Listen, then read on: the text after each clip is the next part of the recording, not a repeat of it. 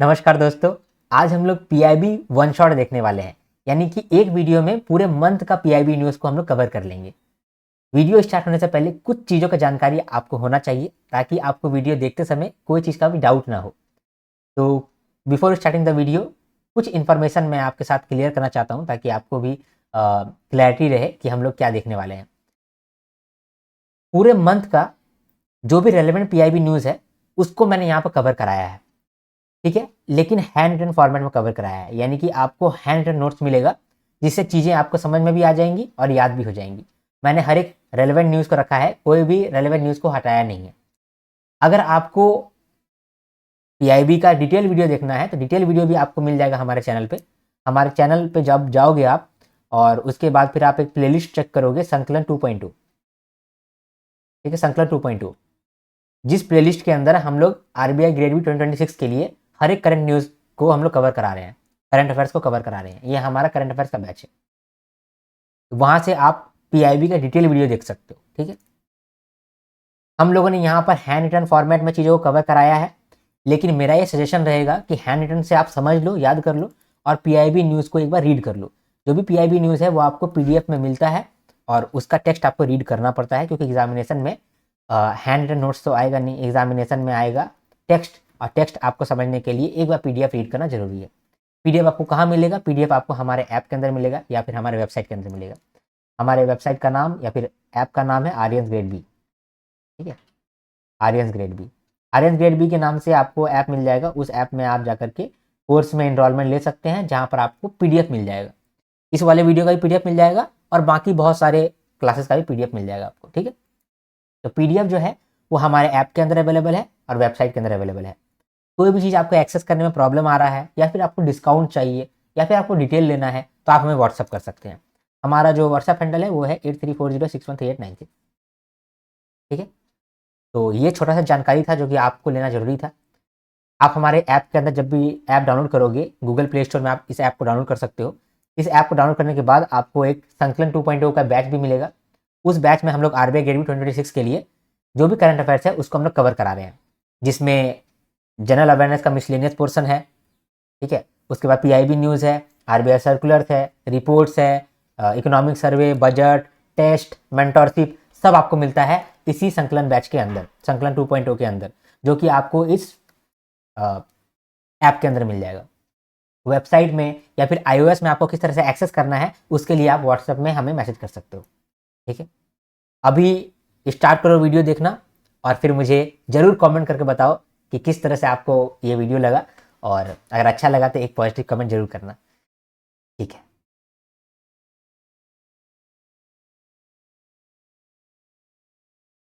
देखो, national social assistance programme 1995 में ये प्रोग्राम आया था, जिसमें सरकार चाहता था कि जो भी गरीब लोग हैं या फिर वल्नरेबल लोग हैं उन तक बेसिक मनी पहुंचे या बेसिक फूड सपोर्ट पहुंचे। क्या होता था उस जमाने में, जब कोई ब्रेड अर्नर का देहांत हो जाता था तो उसका पूरा फैमिली कोलैप्स कर जाता था। तो उसको रोकने के लिए हम लोग क्या करें कि हर जो भी वल्नरेबल कैटेगरी के लोग होते हैं, जैसे कि विडो, उसके बाद फिर ओल्ड एज के लोग, ठीक है, या फिर डिजेबल लोग, इन लोगों को हम लोग कुछ बेसिक मनी प्रोवाइड कर रहे हैं, बेसिक फूड सपोर्ट प्रोवाइड कर रहे हैं। इसके लिए ये प्रोग्राम आया था 1995 में। अभी ये प्रोग्राम न्यूज़ में चल रहा है, इसलिए हम लोग ये प्रोग्राम को देख रहे हैं। हम लोग जो है कैसे डिसाइड करेंगे कि किसको पैसे की जरूरत है उसको देंगे, किसको नहीं है नहीं देंगे, ये डिसाइड करेगा ग्राम पंचायत और म्यूनिसिपैलिटी। तो म्यूनिसिपैलिटी तो ग्राम पंचायत आइडेंटिफाई करेगा और फिर सरकार उसको डायरेक्ट बेनिफिट ट्रांसफर के थ्रू कुछ पैसा प्रोवाइड कराएगा, जिसको हम लोग बोल रहे हैं कि बेसिक मनी प्रोवाइड कराएगा। तो इसका ही 5 कंपोनेंट है: Indira Gandhi national old age pension scheme, Indira Gandhi national window pension scheme, Indira Gandhi national disability pension scheme, Indira Gandhi national family benefits और अन्नपूर्णा स्कीम। एक एक करके देखते हैं। सबसे पहले Indira Gandhi national old age pension scheme. इसके अंदर अगर एज 60 से 79 के बीच में है तो 200 रुपये पर मंथ मिलेगा। अगर एज 80 प्लस है तो 300 रुपये पर मंथ मिलेगा। स्टेट गवर्नमेंट इस पे और ऐड करके पैसा दे सकता है। देखा गया है कि ओवर द ईयर एवरेज जो है 1100 रुपये पहुंच जाता है एक ओल्ड एज पेंशन स्कीम के अंदर। स्टेट गवर्नमेंट कुछ देता है और सेंट्रल गवर्नमेंट ये दे रहा है, ठीक है। इसके बाद विडो पेंशन स्कीम, जो भी विधवा पेंशन है वो भी मिलता है। जिसका एज 40 से लेकर 79 के बीच में रहता है उसको 300 रुपये पर मंथ मिलता है। जिसका एज 80 प्लस होता है उसको 500 रुपये पर मंथ मिलता है। इसके बाद Indira Gandhi national disability pension scheme, इसके अंदर जो डिसेबल होते हैं उनको हम लोग पैसा पहुंचाते हैं। जिनका एज 18 से लेकर 79 के बीच में है उनको 300 रुपये पर मंथ, जिनका एज 80 प्लस है उनको 500 रुपये पर मंथ। इसके बाद अगर मान लो कि किसी ब्रेड अर्नर का देहांत हो गया तो उसके फैमिली में पैसा मिलेगा 20,000 रुपया वन टाइम असिस्टेंट। आपको भी पता होगा कि जब भी किसी का देहांत होता है तो उसके बाद बहुत सारा खर्चा आ जाता है, फैमिली अनस्टेबल हो जाता है। तो कोई ब्रेड अर्नर अगर का देहांत हो जाता है तो उसके फैमिली को 20,000 रुपया मिल जाएगा, ठीक है। इसके बाद ये जो ओल्ड एज पेंशन स्कीम के अंदर अगर पैसा नहीं मिल पा रहा है तो अन्नपूर्णा स्कीम के अंदर 10 kg फूड ग्रेन मिल जाएगा पर मंथ पर बेनिफिशियरी। कैसे नहीं मिल रहा है Indira Gandhi old age pension scheme के अंदर? देखो मोस्टली तो मिल जाता है, लेकिन कभी कभी फॉर एग्जाम्पल कोई ऐसा बुजुर्ग है जिसका बैंक अकाउंट काम नहीं कर रहा है तो उसको तो ये वाला पेंशन नहीं मिल पाएगा, 200 रुपया 300 रुपया वाला पेंशन नहीं मिल पाएगा। तो उस केस में क्या होगा? उस केस में सरकार बोल रहा है कि उस केस में हम लोग अन्नपूर्णा स्कीम के अंदर उन लोग को 10 kg फूड ग्रेन दे देंगे, या तो वीट या तो राइस, तो पर मंथ मिलेगा और पर बेनिफिशियरी मिलेगा, ठीक है। इससे एटलीस्ट वो लोग मतलब भोजन तो कर सकेंगे, पूरा ना पूरा मतलब गरीबी नहीं आ जाएगा, है ना। समझ गए आप? आगे बढ़ते हैं ना, अगला देखते हैं। अगला न्यूज क्या है? देखो इंडिया जो है वो डाइवर्स कंट्री है और इंडिया के अंदर अलग अलग फार्मर्स रहते हैं, क्योंकि अलग अलग लैंड है तो अलग अलग फार्मर्स का नीड भी है। राजस्थान के जो लोग हैं वहां पर पानी का प्रॉब्लम है तो राजस्थान के फार्मर को पानी कम पानी में ही काम चलाना पड़ेगा। पंजाब का जो फार्मर्स है वो उनके पास बहुत पानी है तो वो ओवर इरिगेशन कर देते हैं। साउथ के जो फार्मर्स होते हैं उनको क्लाइमेट को देखना पड़ता है क्योंकि वहाँ का डिफरेंट क्लाइमेट है, और नॉर्थ ईस्टर्न स्टेट्स में कनेक्टिविटी इशू है। तो अगर आप पूरे देश को के लिए एक साथ सिर्फ एक ही स्कीम लेकर के आएंगे और बोलेंगे ये जो स्कीम लाए हैं ये देश का हर एक फार्मर के लिए यूजफुल होगा, तो हो सकता है नहीं हो, क्योंकि अलग अलग रीजन में फार्मर्स का अलग अलग प्रॉब्लम्स है। तो अलग अलग प्रॉब्लम्स को देखने के लिए, अलग अलग प्रॉब्लम्स को लेकर पॉलिसी बनाने के लिए हम लोग रीजन वाइज कॉन्फ्रेंस कर रहे हैं।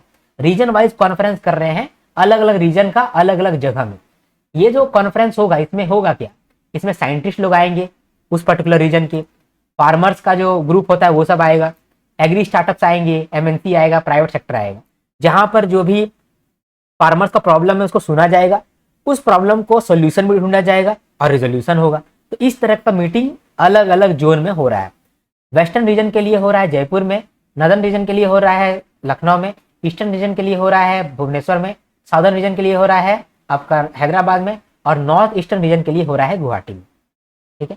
अगला न्यूज देखते हैं। कोविड-19 लॉकडाउन के समय में जब जो बच्चे हैं पढ़ाई नहीं कर पा रहे थे तभी सरकार ने पीएम ई विद्या स्कीम लेकर के आया था। पीएम ई विद्या स्कीम के अंदर क्या हो रहा है, हम लोग ऑनलाइन एजुकेशन पहुंचा रहे हैं स्टूडेंट्स तक, हर स्टूडेंट तक एजुकेशन पहुंचे, ये हम लोग का गोल था। तो हम लोग 6 तरीकों से जो एजुकेशन है वो अलग अलग लोगों तक, अलग अलग स्टूडेंट तक पहुंचा रहे थे, ठीक है। जैसे कि नॉर्मल अगर ऑनलाइन कोर्स करना है तो स्वयं पोर्टल के अंदर आप कर सकते हो। अगर मान लो रूरल एरियाज के लोग हैं और आप कोर्स नहीं ले सकते हैं तो स्वयं प्रभा नाम का एक टीवी चैनल है, वहां पर आप जाके सीख सकते हैं। अगर आप क्लास LKG से लेकर के 12 तक पढ़ाई कर रहे हैं और आप पढ़ाई नहीं कर पा रहे हैं क्योंकि आप स्कूल नहीं जा पा रहे हैं, तो पूरा का पूरा क्लासरूम जो है वो एक मोबाइल प्लेटफॉर्म के अंदर आ जाएगा, उसको हम लोग बोल रहे हैं दीक्षा प्लेटफॉर्म। इसके बाद रेडियो लर्निंग AAO, अगर मान लो कि आपके पास इंटरनेट भी नहीं पहुंच रहा है तो रेडियो के थ्रू आपको पढ़ाया जाएगा। अगर मान लो कि कोई चाइल्ड विद स्पेशल नीड्स है तो उन लोगों के लिए भी यहाँ पर फैसिलिटी लाया गया, और कोई मान लो एंट्रेंस एग्जाम का तैयारी कर रहा है तो उनके लिए साथी पोर्टल लाया गया। तो 6 तरीके से हम लोग चीजों को पहुंचा रहे थे, 6 तरीकों से हम लोग एजुकेशन को पहुंचाए ड्यूरिंग द टाइम ऑफ कोविड-19। वो वही न्यूज जो है मतलब वही स्कीम अभी भी न्यूज में चल रहा है, इसीलिए आज हम लोग इसको देख रहे हैं, ठीक है। अब एक एक करके देखते हैं। स्वयं, स्वयं का फुल फॉर्म मैंने आपको पढ़ा दिया है, वो आप कमेंट करोगे। दीक्षा का भी फुल फॉर्म पढ़ा दिया है, वो आप कमेंट करोगे। साथी का भी फुल फॉर्म मैंने आपको पढ़ा दिया है, वो भी आप कमेंट करोगे, ठीक है। अभी स्वयं जो है इसके अंदर क्या हो रहा है, एक पोर्टल है, उस पोर्टल में IIT मद्रास और बाकी प्रीमियर इंस्टीट्यूशन वहां कोर्स बना रहे हैं। वो कोर्स को आप जाकर के एक्सेस कर सकते हैं और कोर्स सीख सकते हैं। अगर आपने सीख लिया तो वहां पर एक एग्जाम होगा, एग्जाम के बाद आपको सर्टिफिकेट मिल जाएगा। स्वयं ऑनलाइन कोर्स का विजन है any time anywhere any time learning, ठीक है। Anyone anywhere any time learning, ठीक है। स्वयं के अंदर क्या है कि हम लोगों ने स्वयं को लॉन्च किया है in collaboration with IIT Madras. Certificate से यहाँ पर भी सर्टिफिकेट मिलता है, ठीक है। स्वयं प्रभा जो है ये 48 DTH चैनल के थ्रू एजुकेशन प्रोग्राम को रन करता है, जिसके जो रूरल एरियाज के लोग हैं वो भी एजुकेशन पा सके। ये था स्वयं प्रभा टीवी। ठीक है, इसके बाद दीक्षा। दीक्षा क्या है, क्लास KG से लेकर के 12 तक आपको क्लासेस मिलेगा। 2017 में लॉन्च हुआ था। इसका नोडल एजेंसी NCERT है और ये डेजी फॉर्मेट में आपको अवेलेबल कराएगा। डेजी फॉर्मेट में भी अवेलेबल होगा। जो मान लो डिफरेंटली एबल्ड स्टूडेंट्स होते हैं, जो देख नहीं सकते हैं, सुन नहीं सकते हैं, तो वो डेजी फॉर्मेट में चीज़ों को समझ सकते हैं। तो डेजी फॉर्मेट का भी इसमें एक फीचर ऐड हुआ था। ठीक है, इसके बाद रेडियो लर्निंग। इसमें क्या है कि 2 चैनल बनाया गया था, एक शिक्षा वाणी, एक मुक्ता विद्यावाणी। शिक्षा वाणी में क्लास 9 से लेकर के 12 वाले को बच्चों के लिए ऑडियो लर्निंग दिया जा रहा था, और जो क्लास 12 के भी ऊपर हो गए हैं, जो सीनियर सेकेंडरी में चले गए हैं, या कोई वोकेशनल स्किल सीखना चाह रहा है, कोई स्ट्रीम वाला सीखना चाह रहा है, तो उसके केस में मुक्ता विद्यावाणी। ठीक है, आई होप आपको दिख रहा है ना। इसके बाद digital learning for CWSN। CWSN का मतलब होता है child with special needs. Child with special needs के लिए हम लोग डेजी फॉर्मेट में ऑडियो बुक्स रेडी कर दिए, ताकि जो डिफरेंटली एबल्ड भी हैं वो कम से कम सुन करके काम कर सकते हैं। अगर सुनेंगे नहीं तो इंडियन साइन लैंग्वेज का इस्तेमाल कर सकते हैं। जैसे ऐसे बोलते हैं नहीं कि ऐसे ऐसे करके जो साइन लैंग्वेज में चीज़ों को सिखाया जाता है उन लोगों को जो कि सुन नहीं सकते हैं, तो वो भी यहाँ पर हम लोग फैसिलिटी दे रहे थे। टेक्स्ट टू स्पीच टूल भी यहाँ पर इस्तेमाल हम लोग करवा रहे थे फॉर NCERT टेक्स्ट बुक्स। ठीक है, साथ ही पोर्टल के अंदर जो है वो फ्री एक्सेस क्वालिटी कोर्सेज मिल रहा था फॉर कॉम्पिटिटिव एग्जाम, जैसे कि JEE, NEET, SSC, UPSC इसका तैयारी कर रहे हैं, तो इनका भी आपको क्लासेस मिल रहा था साथी पोर्टल के अंदर। तो ये 6 पिलर है, या कहो ये 6 तरीका है जिससे PM विद्या के अंदर विद्या को यानी कि एजुकेशन को इलेक्ट्रॉनिकली लोगों तक पहुंचाया गया। ठीक है, आगे बढ़ते हैं। अब देखते हैं मिनिस्ट्री ऑफ एजुकेशन का युवा संगम। इसमें क्या हो रहा है, जो भी स्टूडेंट नहीं कह सकते हैं, जो भी युवा जिनका एज 18 से लेकर 30 साल के बीच में है, और वो यूनिवर्सिटी के स्टूडेंट है, या फिर नेशनल सर्विस स्कीम के अंदर वो काम करे हैं, या फिर नेहरू युवा केंद्र संगठन का वो मेंबर है, अगर ये लोग हैं तो इन लोगों को हम लोग चाह रहे हैं कि इनमें जो बेस्ट बच्चे होंगे, बेस्ट यूथ होगा, उसको हम लोग दूसरा स्टेट भेजेंगे, और दूसरा स्टेट का ऐसा ही कुछ अच्छा बच्चा होगा उसको हम लोग अपना स्टेट मंगाएंगे, और यहाँ पर फिर हम लोग आदान प्रदान करेंगे। किसका आदान प्रदान करेंगे? पर्यटन का, परंपरा का, प्रगति का, परस्पर संपर्क का, प्रौद्योगिकी का। क्या हो रहा है, पेयर्ड स्टेट्स के बीच में ट्रैवल हो रहा है। फॉर एग्जांपल पंजाब वाला केरला भेजा है, केरला वाला पंजाब भेजा है, और ये दोनों के बीच में मतलब स्टूडेंट्स गए हैं, और जो स्टूडेंट्स जहां भी गए हैं वहां एक होस्ट इंस्टीट्यूट होगा जो अगले 5-6 दिन के लिए ट्रैवल करवाएगा और चीजों को सिखाएगा। जैसे जिस एरिया भी लेके गया है वो एरिया का पर्यटन सिखाएगा, उस एरिया का परंपरा आपको दिखाएगा, उस एरिया का प्रगति दिखाएगा कि देखो कैसे प्रगति कर रहा है, उसको देख करके तुम अपने जगह में भी प्रगति करना। परस्पर संपर्क होगा, और प्रौद्योगिकी यानी कि इंडस्ट्रियल डेवलपमेंट भी वहां दिखाएगा। ठीक है, इसके बाद फिर हम लोग देखें PM मुद्रा योजना, ये भी न्यूज में चल रहा है, इन्होंने भी कुछ अचीवमेंट किया। तो जो भी माइक्रो एंड स्मॉल एंटरप्राइज होते हैं, जो कि मैन्युफैक्चरिंग का काम कर रहे हैं, ट्रेडिंग का काम कर रहे हैं, या सर्विसेज का काम कर रहे हैं, इनफैक्ट जो नॉन एग्रीकल्चर एक्टिविटीज कर रहे हैं, वो लोग को अक्सर लोन नहीं मिल पाता है क्योंकि कोलेटरल उनके पास नहीं रहता है। तो हम लोग बोल रहे हैं कि कोई बात नहीं, कोई चिंता नहीं, PM मुद्रा योजना के अंदर अगर आपके पास एक फ्लेक्सिबल बिजनेस प्लान है और कोलेटरल नहीं है, इसकी वजह से आपको लोन नहीं मिल रहा है, तो कोई बात नहीं, आपको लोन मिलेगा। बिना कोलेटरल का रिक्वायरमेंट का आपको लोन मिलेगा। सिर्फ लोन ही नहीं देंगे, वर्किंग कैपिटल भी देंगे आपको वाया ओवरड्राफ्ट। एक मुद्रा कार्ड आपको मिलेगा, मुद्रा कार्ड के थ्रू आप एक्स्ट्रा पैसा भी आप निकाल सकते हैं अपने वर्किंग कैपिटल के लिए। साथ में आपको लोन मिलेगा। तो लोन भी आपको 4 कैटेगरी में मिल सकता है। एक है शिशु लोन, 50,000 या उससे कम का लोन आपको मिलता है, तो वो शिशु कैटेगरी के अंदर आता है। 50,000 से लेकर के 5 लाख तक का लोन होता है वो किशोर कैटेगरी के अंदर आता है। 5 लाख से 10 लाख का लोन आपका तरुण कैटेगरी के अंदर आता है, और 10 लाख से लेकर 20 लाख तक का लोन आपका तरुण प्लस कैटेगरी में आता है। ये तरुण प्लस कैटेगरी है, ये अभी एडिशनल ऐड हुआ है। ठीक है, तो शिशु लोन जब हम लोग देते हैं तो स्टार्टिंग करने के लिए देते हैं, किशोर लोन देते हैं आपको ग्रो करने के लिए, तरुण लोन देते हैं आपको एक्सपैंड करने के लिए, और तरुण प्लस देते हैं आपको स्केल करने के लिए। ठीक है, साथ में ये जो शिशु लोन है जो आपको स्टार्ट करने के लिए हम लोग दे रहे हैं, उसमें हम लोग एक एक्स्ट्रा बेनिफिट भी दे रहे हैं। आपको बोल रहे हैं कि 2% का इंटरेस्ट सबवेंशन कर देंगे आपको शिशु लोन के अंदर फॉर नेक्स्ट 12 मंथ्स। ठीक है, इसी योजना के अंदर कुछ अचीवमेंट भी हुआ है, जैसे कि यूपी नंबर 1 पे आया है, बेस्ट परफॉर्मर है, नंबर 2 पे बिहार, नंबर 3 पे महाराष्ट्र। फेज 2 के लिए 2 डेटा यहाँ पर इंपॉर्टेंट है। क्या कि 59.81% वुमेन बोरोवर्स है। जितना भी बोरोवर है पीएम मुद्रा योजना के अंदर, उसमें से 59.81% यानी कि मेजोरिटी में वुमेन बोरोवर्स है। साथ में 21% न्यू एंटरप्रेन्योर बोरोवर्स है। ठीक है, इससे क्या पता चलता है? पता चलता है कि वुमेन जो है वो भी लोन लेकर के कुछ अच्छा कर रही है ना। अच्छा, इससे पता चलता है। चलो आगे देखते हैं करियर कार्ड। तो मिनिस्ट्री ऑफ एजुकेशन ने करियर कार्ड चालू किया है, करियर कार्ड लॉन्च किया है for children with special needs. जो भी चिल्ड्रन विद स्पेशल नीड्स है उनके लिए करियर कार्ड आया है। करियर कार्ड क्या होता है? एक तरह का वो कार्ड होता है जहां पर किसी एक प्रोफेशन का पूरा जानकारी रहता है। फॉर एग्जाम्पल एक टीचर कार्ड है, तो फॉर एग्जाम्पल मान लो कि ये टीचर कार्ड है, ये मान लो टीचर कार्ड है, तो टीचर का या किस तरह का टीचर दिखता है वो रहेगा, साथ में टीचर का सारा जानकारी रहेगा कि टीचर क्या करता है, कितना पैसा कमाता है, क्या उसका इम्पैक्ट होता है, और क्या बोलते हैं टीचर जो है उसका क्या फ्यूचर प्रोस्पेक्ट है वो लिखा रहेगा। फिर दूसरा कार्ड आता है मान लो आईएएस ऑफिसर का, तो आईएएस ऑफिसर का फोटो बना रहेगा कि आईएएस ऑफिसर किस तरह का दिखता है, उसका क्या काम रहता है, क्या इम्पैक्ट रहता है और क्या फ्यूचर सैलरी हो सकता है, ये लिखा रहता है। फॉर एग्जाम्पल एक ऑडिटर है तो एक ऑडिटर का फोटो बना रहेगा, ऑडिटर के बारे में लिखा रहेगा। इसको बोलता है करियर कार्ड। अलग अलग कार्ड रहेगा, करियर कार्ड। करियर कार्ड दिया जाएगा स्पेशल चाइल्ड को, जो कि करियर कार्ड में देखेगा अच्छा अगर हम टीचर बनेंगे तो ऐसा ऐसा करना पड़ेगा, अगर हम पॉलिटिशियन बनेंगे तो भाई हमको तो लूटना पड़ेगा, हमको तो परेशान करना पड़ेगा, ओह ये नहीं बनेंगे। अच्छा अभी हम क्या बन रहे हैं, हम तो आरबीआई अफसर बन रहे हैं, यानी मेरे पास तो खूब पैसा होगा, मेरे पास तो कंट्री का सेंट्रल बैंक का थोड़ा सा पावर भी होगा, मेरा लाइफ तो बहुत अच्छा हो जाएगा, अभी तो हम एग्जामिनेशन क्लियर किए हैं। ठीक है, तो ऐसा होगा। अब मान लो कि कोई देख नहीं सकता है तो उसके लिए ब्रेले फॉर्मेट में भी कार्ड इशू होगा। ये इशू को डेवलप कौन किया है, सॉरी ये कार्ड जो है, कार्ड को डेवलप कौन करेगा? यूनिसेफ इंडिया, एनसीईआरटी, सीआईईटी, पीएसएसआई भी, प्रथम फाउंडेशन और national institute for disabilities. Okay चलो आगे बढ़ते हैं। इसके बाद इंडिया ने 2025-26 के अंदर यानी FY26 के अंदर सबसे ज्यादा विंड कैपेसिटी को ऐड किया है इंडिया के अंदर। मतलब कि हर साल कुछ विंड कैपेसिटी हम लोग ऐड करते हैं, कुछ विंड टर्बाइंस बनाते हैं, विंड मिल बनाते हैं, तो कुछ कैपेसिटी ऐड होता है। इस साल हम लोग सबसे ज्यादा किए हैं, हाईएस्ट एवर कैपेसिटी एडिशन हुआ है।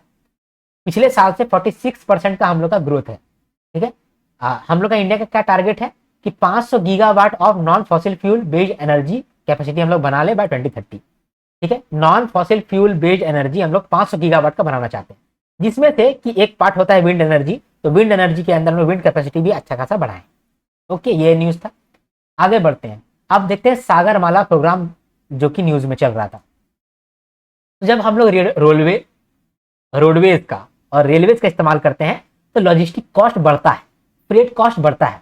लेकिन अगर हम लोग वाटर लॉजिस्टिक का इस्तेमाल करते हैं, यानी कि पानी से कोई सामान भेजते हैं या कोई सामान हम लोग लाते हैं, तो उसमें क्या होता है कि ये जो ट्रांसपोर्टेशन है ये फास्टर होता है और चीप भी होता है। तो ये एक बहुत अच्छा तरीका है। तो हम लोग क्या चाहते थे, हम लोग चाहते थे कि जिस तरह से रेलवेज का इस्तेमाल हम लोग करते हैं, रोडवेज का इस्तेमाल करते हैं सामान को लाने ले जाने में, उसी तरीके से हम लोग वाटरवेज का भी इस्तेमाल करेंगे। तो वाटरवेज को इस्तेमाल करने के लिए तो हमारे पास पोर्ट होना चाहिए ना, अच्छा तो अच्छा पोर्ट होना चाहिए। इसके लिए हम लोग सागरमाला प्रोग्राम लेकर के आए 2015 में। इसका हम लोग 5 पिलर रखे। सबसे पहले पोर्ट को मॉडर्नाइज करो और नया नया पोर्ट बनाओ, जहां पर पोर्ट बन सकता है पोर्ट बनाओ, और जो पोर्ट ऑलरेडी बना हुआ है उसको मॉडर्नाइज कर दो। दूसरा, पोर्ट तक रोड या फिर रेलवे कनेक्ट करो। मान लो कोई भी सामान हमको पोर्ट से ले जाना है, तो पोर्ट तक तो सामान आना चाहिए ना भाई, तो पोर्ट तक कैसे आएगा? तो रोडवेज से आएगा, तो रेलवे से आएगा। तो रोड और रेल तुम कनेक्ट करो ताकि पोर्ट के बाद सामान को शिप भी कर सके हम लोग, एक्सपोर्ट भी कर पाए, और इनलैंड वाटरवेज के थ्रू भी हम लोग अपने देश के अंदर भी सामान को पहुंचा सके। पोर्ट के पास इंडस्ट्री लगाओ ताकि आपको बहुत ट्रांसपोर्ट ना करना पड़े। फॉर एग्जाम्पल पोर्ट के पास ही कोई इंडस्ट्री बना हुआ है तो वो इंडस्ट्री का जो भी सामान होगा तुरंत एक्सपोर्ट हो जाएगा। कोस्टल लोगों को बेनिफिट दो, कोस्टल लोगों के लिए कम्युनिटी डेवलपमेंट कराओ, वहाँ के लोगों को सिखाओ, पोर्ट डेवलप कराओ, ठीक है, पोर्ट में जॉब दे दो। फिर 5वां पिलर है वाटर ट्रांसपोर्ट बढ़ाओ, कोस्टल शिपिंग और इनलैंड वाटरवेज ट्रांसपोर्ट बढ़ाओ। तो अभी जो है सागरमाला 2.0 का बात हो रहा है, अभी सागरमाला 1.0 जो है उसका कुछ अचीवमेंट देख लेते हैं। कोस्टल शिपिंग जो है 118% से बढ़ा है इस डिकेड के अंदर। इनलैंड वाटरवेज कार्गो भी 700% से बढ़ा है। वर्ल्ड का टॉप 100 पोर्ट्स के अंदर इंडिया का 9 पोर्ट आता है। सागरमाला 2.0 का आउटले रखा गया है 85,482 करोड़। ठीक है, ये गवर्नमेंट इतना खर्चा करेगा। इसके अंदर कुछ इंस्टीट्यूशनल फ्रेमवर्क है। जैसे सबसे सागरमाला प्रोग्राम के अंदर सबसे ऊपर में कौन आता है, नेशनल सागरमाला एपेक्स कमेटी। ये क्या करता है, सागरमाला के लिए पॉलिसी बनाता है, वो पॉलिसी को चेक करता है। दूसरा नंबर पे आता है मैरीटाइम स्टेट डेवलपमेंट काउंसिल। ये तो है बीच बीच में मीटिंग बुलाता है, जिसमें स्टेट गवर्नमेंट या फिर सेंट्रल गवर्नमेंट ये लोग आपस में आकर बात करता है कि कितना प्रोग्रेस हुआ, किस तरह से हम लोग आगे चलाना है, ये करता है। फिर स्टेट सागरमाला कमेटी तीसरा नंबर पे आता है, जो कि एग्जीक्यूशन का काम करता है, इंप्लीमेंटेशन का काम करता है। और अगर आपको लोन वगैरह चाहिए सागरमाला के रिलेटेड, तो वो Sagarmala financial corporation limited provide कराता है। ठीक है। इसके बाद NCVET, national council for vocational education and training, ये dual awarding body agreement sign किया है काउंसिल ऑफ आर्किटेक्चर के साथ, हरियाणा नॉलेज कॉर्पोरेशन लिमिटेड के साथ, बाबा साहेब अम्बेडकर ओपन यूनिवर्सिटी के साथ, और max health care institution limited के साथ। अब समझो कि ये डुअल अवॉर्डिंग बॉडी क्या होता है। NCVET जो है ना, national council for vocational education training, ये अवॉर्डिंग बॉडी को सेलेक्ट करता है। एक स्टैंडर्ड अवॉर्डिंग बॉडी को सेलेक्ट करता है और एक डुअल अवॉर्डिंग बॉडी को सेलेक्ट करता है। अगर स्टैंडर्ड अवॉर्डिंग बॉडी को सेलेक्ट किया है तो वैसा अवॉर्डिंग बॉडी जो है वो आपका स्किल देख करके आपको सर्टिफिकेट दे सकता है। लेकिन अगर कोई डुअल अवॉर्डिंग बॉडी किसी को दिया है तो वो इंस्टीट्यूशन क्या कर सकता है, आपका ट्रेनिंग कराएगा, फिर वो ट्रेनिंग का एग्जाम लेगा, फिर सर्टिफिकेट देगा। तो यहाँ पर ये जो डुअल अवॉर्डिंग बॉडी का एग्रीमेंट साइन हुआ है वो 4 ऑर्गेनाइजेशन के साथ हुआ है। क्लियर, आगे बढ़ते हैं। अब देखो गवर्नमेंट ई मार्केट प्लेस के अंदर क्या होता है। गवर्नमेंट ई मार्केट प्लेस के अंदर गवर्नमेंट को कोई भी चीज का डिमांड होता है, गवर्नमेंट कुछ खरीदना चाहता है तो गवर्नमेंट ई मार्केट प्लेस में आता है और वहां पर प्राइवेट कंपनी, स्टार्टअप, MSME उन लोग का जो भी प्रोडक्ट शो हो रहा होता है उसको खरीद लेता है। गवर्नमेंट ई मार्केट प्लेस में ये होता है। तो अभी एक वुमनिया इनिशिएटिव आया है जिसके अंदर वुमेन का जो भी प्रोडक्ट्स है वो भी सरकार खरीद पाएगी। तो वुमेन का जो भी प्रोडक्ट्स बनता है, वुमेन ने मान लो हैंडीक्राफ्ट बनाया है, वुमेन ने ग्रोसरी बेच रही है, वुमेन जो है ऑफिस एक्सेसरी बना के बेच रही है, तो उन लोगों के लिए हम लोग एक वुमेन इनिशिएटिव लेकर के आए हैं ताकि गवर्नमेंट ई मार्केट प्लेस में एक 4 कैटेगरी रहेगा, 5 कैटेगरी रहेगा वुमेन के लिए। एक कैटेगरी रहेगा वुमनिया हैंडीक्राफ्ट, दूसरा कैटेगरी रहेगा वुमनिया ग्रोसरी एंड पोल्ट्री, यहाँ पोल्ट्री होगा, वुमनिया ऑफिस एक्सेसरीज, वुमनिया हैंडलूम टेक्सटाइल्स और वुमनिया पर्सनल हाइजीन इनकी है। ठीक है। इसके बाद मिनिस्ट्री ऑफ टेक्सटाइल का एक रिपोर्ट आया है, market for textile and clothing. National household survey हुआ था, उस सर्वे के अकॉर्डिंग हम लोग टेक्सटाइल का सारा डेटा ले लिए और उसका रिपोर्ट अभी प्रेजेंट किया जा रहा है। कौन प्रेजेंट कर रहा है, मिनिस्ट्री ऑफ टेक्सटाइल कर रहा है। तो यहाँ बोला जा रहा है कि इंडिया के अंदर जो टोटल टेक्सटाइल मार्केट साइज है वो 14.95 लाख करोड़ का है। यानी कि इंडिया के अंदर कपड़ों का मार्केट क्या है, कितना डिमांड है, तो 14.95 लाख करोड़ का डिमांड है। ठीक है। डोमेस्टिक मार्केट साइज जो है वो, जैसे यहाँ पर आपको बोला ना कि टोटल मार्केट साइज कितना है 14.95, इसमें से डोमेस्टिक है 12.2 LC और एक्सपोर्ट के लिए है 2.93 LC। ठीक है। अब डोमेस्टिक के लिए जो है ना 12 लाख करोड़, उसमें से हाउस होल्ड का डिमांड कितना है 8.77 लाख करोड़। ठीक है। इसके बाद पर कैपिटा डिमांड का बात करें तो हर एक इंसान कितना रुपया का टेक्सटाइल पे इन्वेस्ट करता है, तो 6066 रुपीज। ठीक है। और ये पर मंथ ही करता है और इसका CAGR कितना है, कितना से ग्रोथ किया है, 7.8% से ग्रोथ किया है। प्रोडक्ट वाइज डिमांड के बारे में भी सुन लो कि जितना अभी टेक्सटाइल का डिमांड हो रहा है तो किस टाइप का टेक्सटाइल का ज्यादा डिमांड है। 52% डिमांड है मैन मेड फाइबर का और ब्रांडेड प्रोडक्ट्स का, 41.2% डिमांड है कॉटन बेस्ड प्रोडक्ट का, 5.2% डिमांड है skill based silk based product का और 1.3% डिमांड है वोलन प्रोडक्ट्स का। ओके। इसके बाद ई नैम पोर्टल का बात करते हैं, इलेक्ट्रॉनिक नेशनल एग्रीकल्चर मार्केट 2016 में ये आया था, अभी भी ये चल रहा है न्यूज में, इसीलिए इसको हम लोग पढ़ रहे हैं। इसके अंदर क्या होता है, फार्मर जो होता है अपना प्रोड्यूस लेकर के आता है, जैसे कि व्हीट, राइस, ये लेकर के आया मंडी में ई नैम सिस्टम के अंदर। ठीक है। ई नैम पोर्टल के अंदर उसका जो भी सामान है वो लिस्ट कर दिया जाता है। After checking the quality check करके उसका जो भी सामान है उसको ई नैम पोर्टल के अंदर डाल दिया जाता है और उसको एक यूनिक लॉट आईडी मिल जाता है। एक यूनिक लॉट आईडी मिल गया ताकि वो ट्रैक कर पाएगा कि जो भी इसका सामान ई नैम पोर्टल पर गया है वो बिका है, नहीं बिका है, कब बिका है, कब इसका डिलीवरी होगा, वो सब ट्रैक कर पाएगा। अब ई नैम सिस्टम को समझते हैं। ई नैम सिस्टम एक प्लेटफॉर्म है, इसके अंदर क्या हो रहा है, जो भी सामान मंडी में आया है क्वालिटी चेक करके उस सामान को हम लोग ऑनलाइन लिस्ट कर दिए। अब ऑनलाइन लिस्ट कर दिए, जो भी बायर होगा, ट्रेडर होगा, वो क्या करेगा, वो बाय करेगा, बिड करेगा और बाय करेगा, बिडिंग करेगा फिर बाय कर लेगा और पेमेंट ऑनलाइन कर देगा और जो भी उसका सामान वो खरीदा है उसको पिकअप करवा लेगा। ठीक है, बायर या ट्रेडर जो खरीदेगा वो रीसेल भी कर सकता है इसी पोर्टल के अंदर और वो चाहे तो वो यूज भी कर सकता है, बाकी जगह बेच सकता है। ठीक है, ऐसा काम कर सकता है। अब थोड़ा समझते हैं ई नाम सिस्टम को। ई नाम सिस्टम जो है ये ऐप है और वेब पोर्टल है। इसको मैनेज करा जा रहा है एसएफएसी के द्वारा, small farmers agri business consortium के द्वारा। इसके अंदर जो भी पैरामीटर्स है जिसको चेक करा जाएगा उसको डिसाइड कौन करा है, directorate of marketing and inspection. इसके अंदर टोटल 247 कमोडिटीज प्रेजेंट है और यहाँ पर सेकेंडरी सेल मॉड्यूल भी है जिसके थ्रू ये जो बायर ट्रेडर है एक बार खरीद करके दोबारा बेच सकता है। डन, आगे बढ़ते हैं। इसके बाद urban challenge fund. Urban challenge fund हम लोगों ने ऑलरेडी पिछले वीडियो में देख रखा है, तो आप वहां से जरूर कवर कर लेना। ठीक है, इसके बाद कुछ डेटा रिलीज किया है ministry of commerce and industry. इन्होंने कहा है कि FY26 में टोटल एक्सपोर्ट कितना हुआ है, $860 बिलियन। ठीक है, यहाँ पर आप ऐसे डॉलर लिख लेना हर जगह। ठीक है, टोटल एक्सपोर्ट $860 बिलियन हुआ है, जिसमें से गुड्स का एक्सपोर्ट जो है वो $441 बिलियन हुआ है और सर्विसेज का एक्सपोर्ट $418 बिलियन हुआ है। अब टोटल इंपोर्ट जो है वो $979 बिलियन का हुआ है। उस इंपोर्ट में से भी गुड्स का इंपोर्ट हम लोग ज्यादा किए हैं, $774 बिलियन का हम लोग इंपोर्ट किए हैं और सर्विसेज का भी इंपोर्ट हम लोग किए हैं $204 बिलियन। टॉप 5 एक्सपोर्ट डेस्टिनेशन कौन सा रहा है इन लास्ट ईयर, यानी कि कहां पर हम लोग एक्सपोर्ट किए हैं। नंबर 1 पे चाइना, नंबर 2 पे स्पेन, नंबर 3 पे हांगकांग, नंबर 4 पे वियतनाम और नंबर 5 पे श्रीलंका। टॉप 5 इंपोर्ट सोर्सेस कौन कौन सा है कि कहां से हम लोग इंपोर्ट किए हैं। नंबर 1 पे चाइना, नंबर 2 पे यूएसए, नंबर 3 पे हांगकांग, नंबर 4 पे पेरू, नंबर 5 में यूके। ठीक है, इसके बाद इंडिया में आप देखोगे कि कहीं पर फ्लड आता है, कहीं पर ड्रॉट है, कहीं पर पोटेंशियल है इलेक्ट्रिसिटी बनाने के लिए क्योंकि वहां बहुत सारा वाटरफॉल है फिर भी हम लोग नहीं बना पा रहे हैं, और कहीं पर बॉर्डर रिवर है, यानी कि रिवर के वजह से हम लोग रिवर का मैनेज नहीं कर पा रहे हैं, इसीलिए बहुत सारा प्रॉब्लम आ रहा है। देखो, कोई रिवर जो है कंट्रोल नहीं कर पा रहे हैं तो हर साल फ्लड आ जाता है। कोई रिवर जो है उसका पानी कहीं पर पहुंच नहीं पा रहा है, कोई रिवर फ्लड कर दे रहा है। कोई रिवर से हम लोग इलेक्ट्रिसिटी बना सकते हैं लेकिन बना नहीं पाते हैं। कोई रिवर जो है वहां डैम बनाना चाहिए, डैम नहीं बनाते हैं। तो इसके लिए स्कीम आया है, river basin management scheme bye ministry of जल शक्ति। ठीक है, ये स्कीम आया है।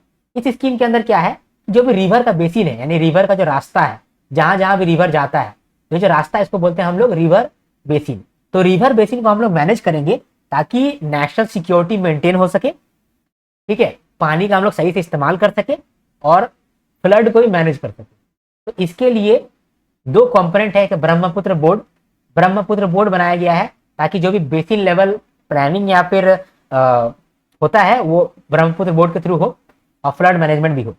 मेनली देखो ये स्कीम के अंदर बहुत सारा स्कीम आता है, लेकिन इसके अंदर हम लोग मेन फोकस जो किए हैं वो हम लोग नॉर्थ ईस्टर्न रीजन पे किए हैं अभी फिलहाल के लिए, और हम लोग इस पे फोकस किए हैं लद्दाख रीजन में। ठीक है, लद्दाख रीजन में जो इंडस बहता है वो इंडस के लिए हम लोग थोड़ा सा यहाँ पर दिमाग लगा रहे हैं और दूसरा नॉर्थ ईस्टर्न रीजन के लिए दिमाग लगा रहे हैं। ठीक है, तो जो ये स्कीम है इसका हम लोग कैसे इंप्लीमेंटेशन करने वाले हैं, तो NWDA जो है ये इंप्लीमेंट करेगा और CWC इंप्लीमेंट करेगा। इसमें जो CWC है सेंट्रल वाटर बॉडी कमिटी, ये जो है ना पहले रिवर को देखता है, उसका सर्वे करता है, मैप करता है कि रिवर कहाँ कहाँ जा रहा है, किस तरीके से हम लोग काम कर सकते हैं। इसका एक पूरा डिटेल्ड प्रोजेक्ट रिपोर्ट बनाता है और देता है किसको है, नेशनल वाटर डेवलपमेंट एजेंसी को। ये क्या करता है, ये वाटर रिसोर्स का प्लानिंग करता है। ठीक है, इसके लिए कितना आउटले रखा गया है, FY22 से लेकर 26 तक 12,000 करोड़ रुपया रखा गया था और FY27 से लेकर 31 तक के लिए 21,833 करोड़ रुपया रखा गया है। ठीक है, तो ये भी हम समझ गए। अब स्माइल स्कीम, स्माइल स्कीम जो है हम लोग ट्रांसजेंडर लोगों के लिए लेकर के आए हैं और बेगर लोगों के लिए लेकर के आए हैं।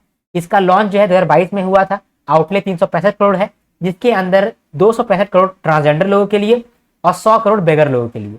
लेकिन एक्चुअली में हम लोगों ने ज्यादा खर्चा कर दिया है, 390 करोड़ रुपए हम लोग खर्चा कर दिए हैं। स्माइल का फुल फॉर्म आप याद रखना, support for marginalised individual for livelihood and enterprise. Smile scheme किसने लॉन्च किया है, ministry of social justice and empowerment. इसके अंदर 2 सब स्कीम है, दोनों सब स्कीम को हम लोग एक करके देखते हैं ना।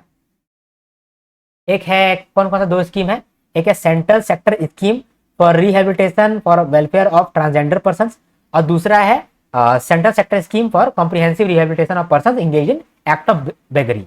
ठीक है, तो बेगरी वाला नया देख करके पहले हम लोग देखते हैं ट्रांसजेंडर वाला। ठीक है, तो ट्रांसजेंडर वाला देखते हैं। ट्रांसजेंडर वाला जो स्कीम है उसके अंदर भी 6 सब कंपोनेंट है। पहला क्या है? पहला है स्कॉलरशिप फॉर ट्रांसजेंडर स्टूडेंट्स। जो ट्रांसजेंडर स्टूडेंट्स हैं क्लास 9 से लेकर के पीजी तक, उन लोगों को स्कॉलरशिप मिलेगा 13,500 रुपया पर ईयर। टोटल स्कॉलरशिप 22,500 रुपये दिया जा रहा है। ये उन्हीं को मिलेगा जो कि इंडियन नेशनल है। ठीक है, दूसरा ट्रांसजेंडर सर्टिफिकेट है जिनके पास। इसके बाद skill development and livelihood. Skill development and livelihood के अंदर क्या है कि 21,000 बेनिफिशियरी को हम लोग स्किल डेवलप करा रहे हैं जो ट्रांसजेंडर है। ठीक है, पीएम दक्ष पोर्टल के अंदर हम लोग उनको स्किल ट्रेनिंग करा रहे हैं, लॉन्ग टर्म कोर्सेज और शॉर्ट टर्म कोर्सेज के थ्रू उन लोगों को स्किल ट्रेनिंग करा रहे हैं, जिसका हम लोग को कॉस्ट लग रहा है 6580 लाख।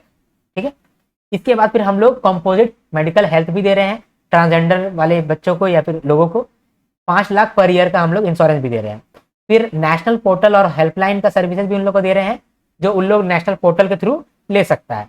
इसके बाद गरिमा गृह, जो भी ट्रांसजेंडर लोग हैं उन लोगों के लिए हम लोग बहुत सारा घर बना रहे हैं। 300 स्क्वायर फीट का एक घर बना रहे हैं, जहां पर अगल बगल के जो भी ट्रांसजेंडर लोग हैं वो जाकर के रह पाएंगे। वहां उनको भोजन भी मिलेगा, मेडिकल केयर भी मिलेगा। हर एक यूनिट को बनाने के लिए 36 लाख रुपया हम लोग का खर्च हो रहा है। अभी तक इंडिया में 21 गरिमा गृह बना हुआ है 17 स्टेट्स के अंदर।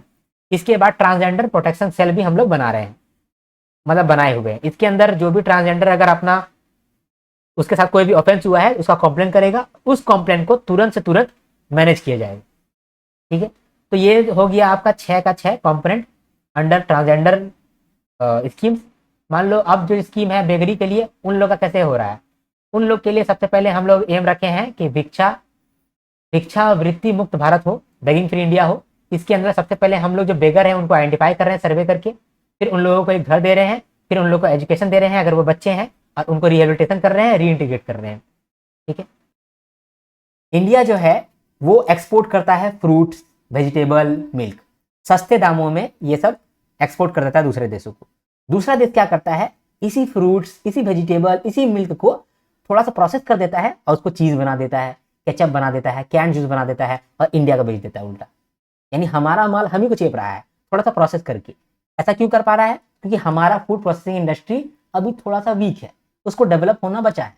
तो सरकार बोल रहा है कि उसको डेवलप करेंगे, डेवलप करते हैं, इंसेंटिव देते हैं। कुछ फूड प्रोसेसिंग इंडस्ट्री अच्छा काम कर रहा है, बहुत सारा काम करना बचा है। तो हम लोग क्या कर रहे हैं? हम लोग PLI स्कीम लेकर के आए हैं।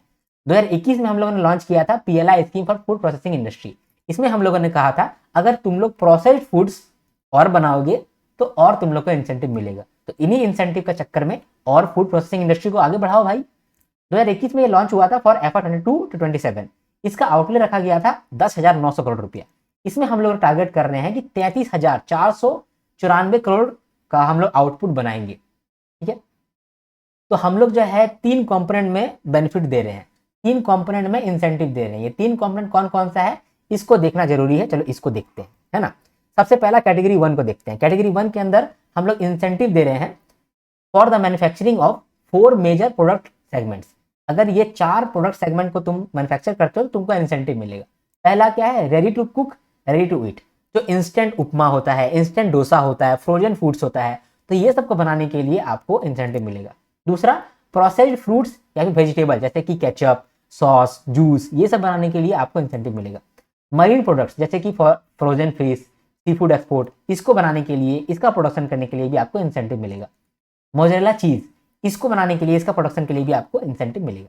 ये हो गया कैटेगरी 1 के अंदर हम लोग 4 मेजर फूड प्रोडक्ट सेगमेंट को मैन्युफैक्चरिंग करने के लिए आपको इंसेंटिव देते हैं। कैटेगरी 2 के अंदर अगर कोई भी स्मॉल और मीडियम एंटरप्राइज है और यही 4 सेगमेंट के अंदर वो कोई इनोवेटिव प्रोडक्ट लेकर के आया है या फिर कोई ऑर्गेनिक प्रोडक्ट लेकर के आया है, तो उसको हेल्प हम लोग करते हैं। कैसे हेल्प करते हैं? एक्सपेंशन में हेल्प करते हैं, ब्रांडिंग के लिए हेल्प करते हैं, टेक्नोलॉजी के लिए हेल्प करते हैं। तो ये हो गया हम लोग का कैटेगरी 2 के अंदर इंसेंटिव देना। कैटेगरी 3 के अंदर क्या होता है? हम लोग ब्रांडिंग और मार्केटिंग अब्रॉड के लिए रीइंबर्समेंट करते हैं। अगर कोई ऐसा एंटरप्राइज है जो कि विदेश में जाकर के मार्केटिंग करना चाहता है अपना फूड प्रोडक्ट के लिए, तो उस केस में उसको हम लोग जितना वो लोग खर्चा करेगा मार्केटिंग में या ब्रांडिंग में अब्रॉड में, तो उसको हम लोग 50% रीइंबर्स कर देंगे। तो 50% ऑफ द एक्सपेंसेस रिइंबर्स हो जाएगा, लेकिन मैक्सिमम कितना, 3% ऑफ एनुअल फूड सेल और 50 करोड़ पर ईयर, उतना ही उसको मैक्सिमम रिइंबर्समेंट मिलेगा सरकार के द्वारा। अब 2023 में एक स्पेशल कंपोनेंट आया था रेडी टू कुक वाले सेगमेंट के अंदर। तो रेडी टू कुक और रेडी टू ईट के अंदर अब हम लोग millet based ready to eat products को भी ऐड करते हैं। इसके लिए स्पेसिफिकली 800 करोड़ रुपया लगाया गया था। समझ गए हम लोग यहाँ पर हुआ क्या है, हम लोग फूड प्रोसेसिंग इंडस्ट्री के लिए PLI स्कीम दे रहे हैं। इसको हम लोग 3 कैटेगरी में दे रहे हैं।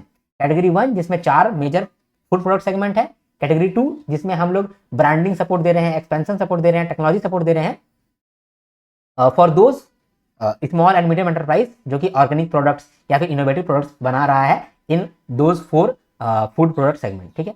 और कैटेगरी 3 में हम लोग क्या कर रहे हैं, ब्रांडिंग और मार्केटिंग अब्रॉड के लिए रिइंबर्समेंट करते रहे, कितना, 50% of their expenses. Okay done, आगे बढ़ते हैं। अगला न्यूज हम लोग देखें, हाउस होल्ड कंजम्पशन हेल्थ, मतलब house hold social consumption health. इसमें हम लोगों ने सर्वे किया था जनवरी से लेकर दिसंबर तक, 2025 के जनवरी से लेकर दिसंबर तक हम लोगों ने सर्वे किया, और उस सर्वे के अकॉर्डिंग जो भी हम लोग का डेटा निकल के आया हेल्थ सेक्टर को लेकर के, वो डेटा को हम लोगों ने एक रिपोर्ट बना करके प्रेजेंट किया। ये डेटा का रिपोर्ट किसने दिया है, ministry of statistics and programme implementation ने दिया है, मॉस्पी ने दिया है। क्या क्या बताया है एक एक करके देखते हैं। सबसे पहले इन्होंने बताया है कि 13.1% लोग जो है उनको कुछ ना कुछ प्रॉब्लम था, कुछ ना कुछ बीमारी था, कोई छोटा बीमारी या बड़ा बीमारी था ही। तो 13.1% पीपल को कुछ ना कुछ प्रॉब्लम था, ये चीज निकल के आया। इसके बाद जिनका भी एज 30+ था उनको कार्डियोवास्कुलर और एंडोक्राइन या फिर मेटाबॉलिक डिजीज ज्यादा पाया गया उसके अंदर। स्पेसिफिकली जो डायबिटीज है और हाइपरटेंशन है इसका रिपोर्ट ज्यादा निकल के आया जो भी 30+ के लोग थे। इसके बाद हॉस्पिटलाइजेशन का बात रहा कि कितने लोग एडमिट हुए हैं पूरे साल में, कितने लोग हॉस्पिटल गए हैं। तो 2.9% हॉस्पिटलाइजेशन रेट था, यानी कि 2.9% हमारे इंडिया में जितने लोग भी हैं उसके 2.9% हॉस्पिटलाइज हुए। जो पीपल हैं 60+ के, जिनका एज 60+ है, वो लोग 8.1% थे जो कि हॉस्पिटलाइज हुए थे। चिल्ड्रन जो 0 से 4 साल के बीच में लाई करते हैं वो लोग 3.4% थे जो कि हॉस्पिटल गए थे। और रूरल एरियाज में 2.7% हॉस्पिटलाइजेशन रेट हुआ और अर्बन एरिया में 3.2% हॉस्पिटलाइजेशन रेट हुआ, ठीक है, यानी इतने लोग हॉस्पिटल गए, ठीक है। तो ये हम लोग समझे पहला सेगमेंट में मॉर्बिडिटी एंड हॉस्पिटलाइजेशन। अब दूसरा सेगमेंट का बात करते हैं, out of pocket medical expenditure कितना हुआ, यानी कि पॉकेट से आपका कितना खर्चा लगा मेडिकल में। तो आउट ऑफ पॉकेट का मतलब कि देखो गवर्नमेंट सपोर्ट भी देता है, इंश्योरेंस से भी आपको पैसा मिलता है, लेकिन अगर उन लोगों को साइड करते हैं यानी गवर्नमेंट सपोर्ट को या फिर इंश्योरेंस को साइड करते हैं तो आपके जेब से कितना पैसा गया है मेडिकल एक्सपेंडिचर के लिए, इसको यहाँ पर बताया गया है। तो ऑन एन एवरेज हर हॉस्पिटलाइजेशन पे 34,000 रुपया खर्चा हुआ है। रूरल एरिया में 31,000 और अर्बन एरिया में 38,688, ठीक है, इतना हम लोगों का मेडिकल एक्सपेंडिचर हुआ है आउट ऑफ पॉकेट। लेकिन अगर हम लोग पब्लिक हॉस्पिटल का बात करें, ये तो हम लोग जो बात किया ना ये पब्लिक और प्राइवेट दोनों था, लेकिन सिर्फ हम लोग पब्लिक का बात करें कि सिर्फ पब्लिक हॉस्पिटल का बात करें तो एवरेज ऑफ पब्लिक हॉस्पिटल कितना है, 6,631 ही सिर्फ रुपया खर्चा हुआ था पर हॉस्पिटलाइजेशन, अगर सिर्फ पब्लिक हॉस्पिटल का बात करें तो, ठीक है। इसके बाद एवरेज चाइल्ड बर्थ एक्सपेंडिचर का बात करें तो अगर मान लो कि हर चाइल्ड बर्थ जो होता है, बच्चे जब जन्म लेते हैं तो उसमें कितना खर्चा लगता है, तो ऑन एन एवरेज देखा गया कि 14,775 रुपया। लेकिन अगर सिर्फ पब्लिक हॉस्पिटल का बात करेंगे तो एवरेज ऑफ पब्लिक हॉस्पिटल कितना है, 2299, यानी 2300 रुपया लगा है सिर्फ पब्लिक हॉस्पिटल में। तो देखा जा रहा है कि पब्लिक हॉस्पिटल में कंपैरेटिवली बहुत कम खर्चा लग रहा है आउट ऑफ द पॉकेट, क्योंकि मैक्सिमम जो खर्चा है वो सरकार दे देता है, ठीक है। क्लियर हो गया आपको, ये समझ में आ गया है ना। चलो इसके बाद हम लोग देखें चाइल्ड बर्थ के बारे में। तो 96.2% जो है वो इंस्टीट्यूशनल डिलीवरी हुआ है, यानी कि 96.2% बच्चे जो हैं वो हॉस्पिटल में ही जन्म लिए हैं, यानी ऑलमोस्ट सारे के सारे बर्थ जो है वो हॉस्पिटल में ही हो रहे हैं। और ये अच्छी बात है। अच्छी बात क्यों है, क्योंकि अगर गांव में घर के अंदर होते हैं तो वहां पर डेथ का चांसेस बढ़ जाता है ना, बच्चे का डेथ का या माँ का डेथ का चांसेस बढ़ जाता है। तो ये चीज अच्छा है कि 96.2% जो है वो इंस्टीट्यूशनल डिलीवरीज हुए हैं। रूरल एरियाज में 95.6% और अर्बन एरियाज में 97.8%। साथ में जो एंटीनेटल का केयर है उसका कवरेज भी बढ़ा है, 98% हो गया है। हेल्थ इंश्योरेंस का कवरेज भी बढ़ा है। हेल्थ इंश्योरेंस का कवरेज जो है रूरल एरियाज में 47% रहा है और अर्बन एरिया में 44% रहा है, ठीक है। क्लियर हो गया। अगला न्यूज को देखते हैं। अगला न्यूज नीति आयोग के द्वारा है। नीति आयोग ने ट्रेड वॉच क्वार्टरली रिलीज किया था जिसमें उन्होंने अक्टूबर से लेकर के दिसंबर तक का डेटा को बताया है। कि इस समय एक्सपोर्ट कितना हुआ, इंपोर्ट कितना हुआ। तो मर्चेंडाइज एक्सपोर्ट जो है वो 1.6% से बढ़ा है, मर्चेंडाइज इंपोर्ट जो है वो 7.9% से बढ़ा है, और सर्विस एक्सपोर्ट जो है वो 7.8% से बढ़ा है। जेम्स एंड ज्वेलरी सेक्टर का बात करें तो जो ग्लोबल मार्केट साइज है एक्सक्लूडिंग रॉ गोल्ड वो $378 बिलियन रहा है, और इंडिया ने $29.5 बिलियन का जेम्स एंड ज्वेलरी एक्सपोर्ट किया है। यानी कि जो भी ग्लोबल मार्केट साइज है उसका 7% हम लोगों ने एक्सपोर्ट किया है, 7.8% to be precise. 7.8% of global export India ने एक्सपोर्ट किया है। याद रखना यहाँ पर रॉ गोल्ड का बात नहीं हो रहा है, रॉ गोल्ड को हम लोग एक्सक्लूड करके बोल रहे हैं, ठीक है। अगला न्यूज को देखते हैं। अगला न्यूज क्या कहता है, पीएम इंटर्नशिप स्कीम। तो मिनिस्ट्री ऑफ कॉर्पोरेट अफेयर्स के द्वारा ये स्कीम आया है, 2024-25 में ही इसको लॉन्च किया गया है।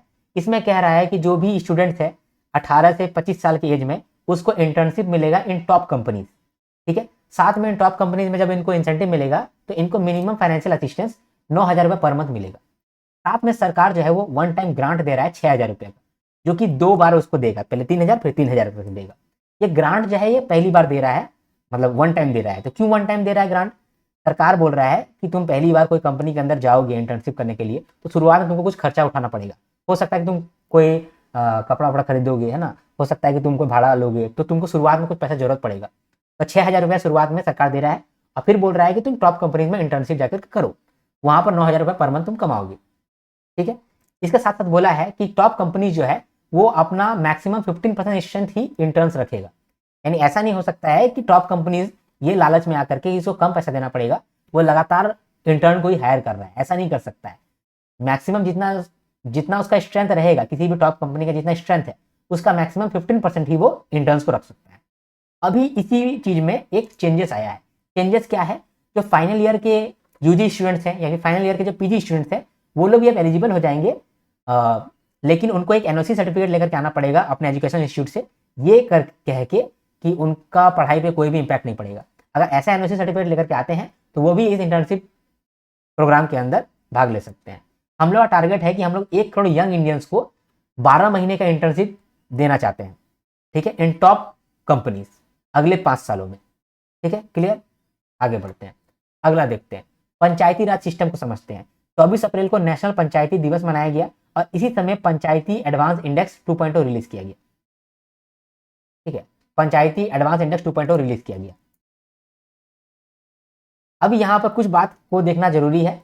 पंचायती राज सिस्टम का कुछ इनिशिएटिव है जिसको हम लोग यहाँ पर समझ लेते हैं, क्योंकि ये सब डिस्कस हुआ है पीआईबी के अंदर, तो हम लोग भी डिस्कस कर लेते हैं। सबसे पहला है सभासार। सभासार एक एआई बेस्ड टूल है जो कि ग्राम सभा का जो भी मीटिंग्स होता है उसका ऑडियो समरी रख लेता है या फिर वीडियो समरी रख लेता है, ठीक है। तो कोई भी मीटिंग का जब हम लोग समरी रखते हैं उसको बोलते हैं मिनट्स, तो वो मिनट बनाने के लिए ये एआई टूल का इस्तेमाल हो रहा है जिसका नाम है सभासार। दूसरा है ई ग्राम स्वराज। एक ऐसा पोर्टल बनाया गया है जिसमें आप ग्राम पंचायत का जो एसेट्स है उसको देख सकते हैं, फाइनेंशियल मैनेजमेंट को देख सकते हैं, इसका क्या प्रोग्रेस हो रहा है उसको देख सकते हैं। तीसरा है ग्राम ऊर्जा स्वराज। एक ऐसा डैशबोर्ड है जिसमें आप ग्राम पंचायत का जो भी रिन्यूएबल एनर्जी है उसको ट्रैक कर सकते हो। इसके बाद एक और इनिशिएटिव है मॉडल यूथ ग्राम सभा। इसके अंदर जो जवाहर नवोदय विद्यालय के बच्चे होते हैं या फिर एकलव्य मॉडल रेजिडेंशियल स्कूल्स के बच्चे होते हैं वो लोग आपस में पार्टिसिपेट करते हैं ग्राम सभा का मीटिंग में, मतलब मॉक ग्राम सभा का मीटिंग करते हैं और उसमें चीज़ों को सीखते हैं। वुमेन के लिए भी 2 इनिशिएटिव है। पहला क्या है, मॉडल वुमेन फ्रेंडली ग्राम पंचायत, और दूसरा क्या है, सशक्त पंचायत नेतृत्व अभियान। ये दोनों अभियान के अंदर हम लोग वुमेन को स्ट्रांग कर रहे हैं, लीडर बना रहे हैं, कम्युनिकेशन स्किल्स डेवलप कर रहे हैं। ट्राइबल्स के लिए जो है हम लोग पैसा इंप्लीमेंट करते हैं। पैसा का मतलब कि panchayat extension to scheduled areas act. तो ये जो पैसा एक्ट है इसको हम लोग इंप्लीमेंट करते हैं। तो जो नॉर्मल पंचायत रूल्स है वो ट्राइबल एरियाज में एप्लीकेबल नहीं होता है, इसीलिए हम लोगों ने ट्राइबल एरियाज के लिए थोड़ा सा चेंज करके इसी रूल्स को बनाया है जिसका नाम रखा है panchayat extension to scheduled areas. ये जो है 10 स्टेट्स में एप्लीकेबल होता है। 10 स्टेट्स कौन कौन सा है याद रखना, आंध्र प्रदेश, ठीक है, छत्तीसगढ़, गुजरात, हिमाचल प्रदेश, झारखंड, मध्य प्रदेश, महाराष्ट्र, उड़ीसा, राजस्थान और तेलंगाना। 9 स्टेट्स ये रूल्स को अभी नोटिफाई कर दिए हैं एक्सेप्ट उड़ीसा, ठीक है। इसके बाद एक सेंटर ऑफ एक्सीलेंस भी खुला है ऑन पैसा। कहाँ पर खुला है, Indira Gandhi national tribal university Amarkantak में खुला है, ठीक है। तो ये हम लोग कुछ इनिशिएटिव डिस्कस किए पंचायती राज सिस्टम का। क्यों किए, क्योंकि 24 अप्रैल को नेशनल पंचायती दिवस मनाया गया है और इसी दिन पंचायती एडवांस इंडेक्स 2.0 रिलीज किया गया है। तो समझते हैं कि ये पंचायती एडवांस इंडेक्स 2.0 है क्या। तो मिनिस्ट्री ऑफ पंचायती राज ने रिलीज किया है। ये वर्ल्ड का पहला नेशन वाइड फ्रेमवर्क है to major progress of gram panchayat. ठीक है, दुनिया का सबसे पहला ऐसा फ्रेमवर्क है जो कि छोटे छोटे एरिया का भी प्रोग्रेस चेक करने के लिए एक इंडेक्स बनाया गया है। ठीक है, इसको हम लोग बोल रहे हैं पंचायत एडवांस इंडेक्स 2.2। ठीक है, कैसे हम लोग मेजर करेंगे ग्राम पंचायत का प्रोग्रेस को, कैसे हम लोग मैनेज करेंगे या मेजर करेंगे? तो हम लोग 9 थीमेटिक एरियाज को पकड़े हैं, 9 थीम पकड़े हैं, उसी 9 थीम पे हम लोग चेक करेंगे कि कौन सा ग्राम पंचायत अच्छा परफॉर्म कर रहा है या फिर खराब परफॉर्म कर रहा है। तो हम लोग 9 थीम पे देखेंगे। ये 9 थीम हम लोग कैसे बनाए हैं? जो 17 एसडीजी है, ग्लोबल एसडीजी जो है ना, सस्टेनेबल डेवलपमेंट गोल्स, उसको हम लोग 9 थीमेटिक एरियाज में डाले हैं। थीम 1 है poverty free and enhanced livelihood. Theme 2 है हेल्दी पंचायत। थीम 3 है चाइल्ड फ्रेंडली पंचायत। थीम 4 है वाटर सफिशिएंट पंचायत। थीम 5 है clean and green panchayat. Theme 6 है panchayat with self sufficient infrastructure. Theme 7 है social just and socially secure panchayat.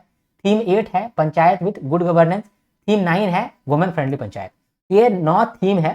सारा थीम आपको बाय हार्ट याद होना चाहिए।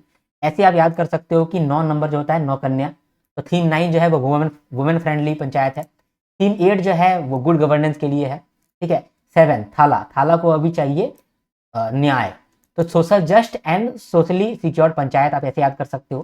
ठीक है, सबसे पहले तो गरीबी दूर करना हम लोग का प्राइमरी ऑब्जेक्टिव होता है। थीम 1 आप समझ सकते हो कि गरीबी के लिए होगा। थीम 2 हेल्दी रहने के लिए दूसरा हम लोग का काम रहता है।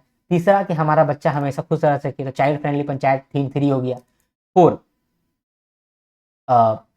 4 के अंदर हम लोग पानी लेना चाहते हैं। नल भी ऐसा ही बना रहता है ना, नल भी ऐसा बना रहता है, यहाँ से पानी निकलता है। ऐसे आप याद कर सकते हो कि 4 जो है, थीम 4 जो है वो वाटर सफिशिएंट पंचायत है, क्योंकि आपसे एग्जामिनेशन में पूछ सकता है ये चीज़। ठीक है, तो हम लोग 9 थीमेटिक एरियाज देखे हैं, 150 इंडिकेटर का इस्तेमाल किए हैं और 230 डेटा पॉइंट्स का इस्तेमाल किए हैं, और फिर सारे ग्राम पंचायत को हम लोग स्कोर दिए हैं। स्कोर कैसे दिए हैं? अलग अलग ग्रेड पे हम लोग उसको स्कोर दिए हैं। ठीक है, तो 97.3% ग्राम पंचायत इसमें पार्टिसिपेट किया है। ठीक है, जो कि सबसे ज़्यादा है। इससे पिछले बार जब हम लोग यही इंडेक्स बनाए थे, पंचायत एडवांस इंडेक्स 1.0, उसमें 80% ही ग्राम पंचायत ने पार्टिसिपेट किया था। यहाँ पर 97% ने पार्टिसिपेट किया, ये अच्छी बात है। और हम लोग जो है यही 9 थीम को देखते हुए सबको स्कोर दे रहे हैं 0 से लेकर के 100 के बीच में। जो 90 से प्लस स्कोर किया है उसको A+ कैटेगरी में डाले हैं। 75 से 90 के अंदर अगर कोई स्कोर किया है तो उसको फ्रंट रनर के अंदर डाले हैं। उसी तरीके से हम लोग परफॉर्मर्स के अंदर डाले हैं, उसी हिसाब से फिर एस्पायरेंट्स के अंदर डाले हैं और बिगिनर्स के अंदर डाले हैं स्कोर के हिसाब से। यहाँ पर देखने वाली बात है कि सबसे ज़्यादा जो ग्राम पंचायत है वो C नंबर पे है, एस्पायरेंट्स पे है, और B नंबर पे परफॉर्मर्स पे है। यानी कि बहुत सारे 45% के अप्रॉक्स जो ग्राम पंचायत है उन्होंने अच्छा परफॉर्म किया है। कितना परफॉर्म किया है? 60 से लेकर के 75 की रेंज में परफॉर्म किया है। वो कैटेगरी B के अंदर आते हैं। ठीक है, टॉप 3 स्टेट्स यूनियन टेरिटरीज कौन है इस इंडेक्स के अंदर? त्रिपुरा, केरला और उड़ीसा। वर्स्ट परफॉर्मर्स कौन कौन रहे हैं? मणिपुर, मेघालय और नागालैंड। ठीक है, क्लियर हो गया आपको, ये भी समझ में आ गया पंचायत एडवांस इंडेक्स 2.0। ठीक है, आगे बढ़ते हैं और देखते हैं सस्की स्कीम के अंदर हम लोग माइनिंग रिफॉर्म को ऐड किए हैं। तो पहले ये समझते हैं कि क्या कहानी यहाँ पर चल रहा है। क्या होता है कि कोई भी स्टेट जो है वो कंट्रोल करता है माइंस को, और माइंस जो है हमारे देश के लिए बहुत ज़रूरी है। क्यों? क्योंकि हमारा देश चाहता है कि वो मैन्युफैक्चरिंग हब बन जाए। तो मेरा देश अगर मैन्युफैक्चरिंग हब बनना चाहता है तो उसको मिनरल का जरूरत होगा, आयरन ओर, बॉक्साइट, लिथियम, तो ये सब मिनरल का जरूरत होगा। ये जो मिनरल है ये मिलेगा कहाँ से? माइन में मिलेगा। हमारे देश में बहुत सारा माइन है, वहाँ बहुत सारा मिनरल है, लेकिन उस मिनरल को हम लोग एक्सट्रैक्ट नहीं कर पा रहे हैं, निकाल नहीं पा रहे हैं। क्यों? क्योंकि बहुत सारा एडमिनिस्ट्रेशन चैलेंज पड़ रहा है। जैसे माइंस जो होता है वो स्टेट के अंडर आता है। स्टेट क्या करता है? स्टेट पहले तो ऑक्शन ही नहीं कराता है। अगर ऑक्शन कराएगा तभी तो वो माइन का कंट्रोल किसी प्राइवेट हाथों में देगा, और प्राइवेट हाथ क्या करेगा? माइन से मिनरल एक्सट्रैक्ट करेगा और बेचेगा, प्रॉफिट करेगा और रॉयल्टीज देगा स्टेट गवर्नमेंट को। ये काम होता है। लेकिन स्टेट गवर्नमेंट क्या कर रहा है? पहले तो ऑक्शन ही डिले कर दे रहा है या इरेगुलर ऑक्शन करता है। तो रेयरली ही कोई अच्छे इन्वेस्टर्स आते हैं और इन्वेस्ट करते हैं। अच्छा चलो, अगर अच्छे इन्वेस्टर्स आ भी जाते हैं तो वो पहले इन्वेस्ट कर देते हैं और बाद में मालूम चलता है कि जो माइन पे उनको खुदाई करना है वो पहले से ही लैंड डिस्प्यूट है, या फिर वहां पर फॉरेस्ट क्लियरेंस मिल नहीं रहा है। ऐसा प्रॉब्लम्स उनको होता है। साथ में कभी मान लो कि सारा काम हो गया तो जो भी कोयला या फिर जो भी हम लोगों ने मिनरल निकाला है वो मिनरल को ट्रांसपोर्ट करने के लिए रोडवेज ही नहीं है, रेलवेज ही नहीं है, तो बहुत सारा प्रॉब्लम होता है।